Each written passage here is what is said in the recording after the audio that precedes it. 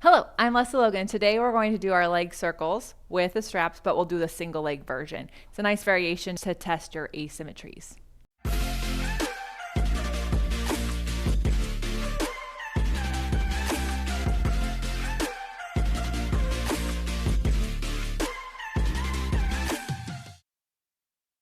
All right, so you'll typically do this from your regular frogs and circles. So the setup is actually very much the same. You have two heavy springs.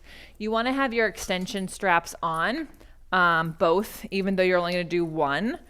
So either you already have your long foot loops on because you use loops, or if you have handles like mine, you put your extension straps on. You make sure that there's no twists in your leather or in the strap. And then you would lie down, have the straps on. I typically like to do these where I do the frogs and circles with both straps, and then I like to take one off. So what we'll do is we have two springs, and I'm going to show you from having both straps on the feet so you can just see the setup. So, you can finish with your frogs, and you can go, okay, I wonder which leg is just like riding the springs home. So you take one strap off. You'll want to hook it so that you can grab it in a second. Push those legs out, and then you circle both legs, or you can keep the foot with no strap still and circle the leg with the strap.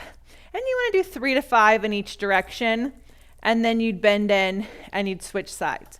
Now, what you'll notice right away is which side of the body is actually having a little bit more of a harder time, because as this leg goes out to the side, your whole opposite side is going to want to come off the mat. And so your job is to really anchor down the opposite hip, opposite rib, opposite arm from the leg that has a strap on it.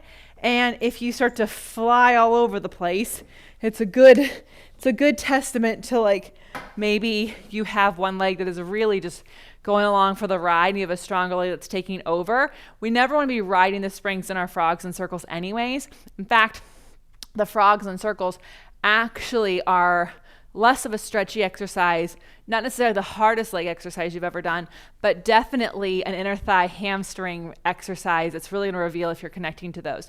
So if you found this video because you're here, you have the onlinepilatesclasses.com flashcards. Thank you so much.